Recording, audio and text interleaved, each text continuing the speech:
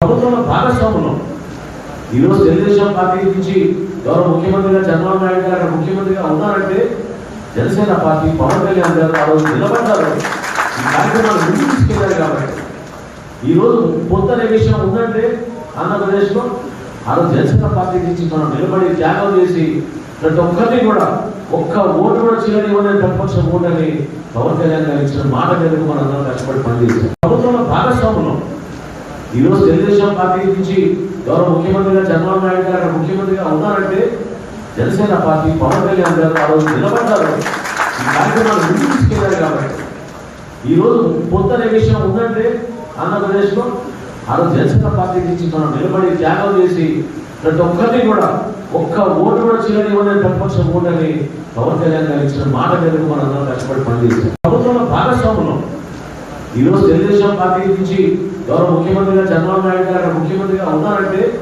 Janasena party Pawan Kalyan గారు ఆ రోజు నిలబడ్డారు, ఈ కార్యక్రమాలు ముందుకు తీసుకెళ్లారు. కాబట్టి ఈరోజు పొందనే విషయం ఉందంటే ఆంధ్రప్రదేశ్లో ఆ రోజు జనసేన పార్టీ నుంచి మనం నిలబడి త్యాగం చేసి ప్రతి ఒక్కరిని కూడా ఒక్క ఓటు కూడా చేయనివ్వని ప్రతిపక్ష ఓటని పవన్ కళ్యాణ్ గారు ఇచ్చిన మాట మీదకు మనం అందరం కష్టపడి పనిచేస్తాం. ప్రభుత్వంలో భాగస్వాములు ఈరోజు తెలుగుదేశం పార్టీ నుంచి గౌరవ ముఖ్యమంత్రిగా చంద్రబాబు నాయుడు గారు అక్కడ ముఖ్యమంత్రిగా ఉన్నారంటే జనసేన పార్టీ పవన్ కళ్యాణ్ గారు ఆ రోజు నిలబడ్డారు, ఈ కార్యక్రమాలు ముందుకు తీసుకెళ్లారు. కాబట్టి ఈరోజు పొందనే విషయం ఉందంటే ఆంధ్రప్రదేశ్లో ఆ రోజు జనసేన పార్టీ నుంచి మనం నిలబడి త్యాగం చేసి ప్రతి ఒక్కరిని కూడా ఒక్క ఓటు కూడా చేయనివ్వని ప్రతిపక్ష ఓటని పవన్ కళ్యాణ్ గారు ఇచ్చిన మాట మీదకు మనం అందరం కష్టపడి పనిచేస్తాం.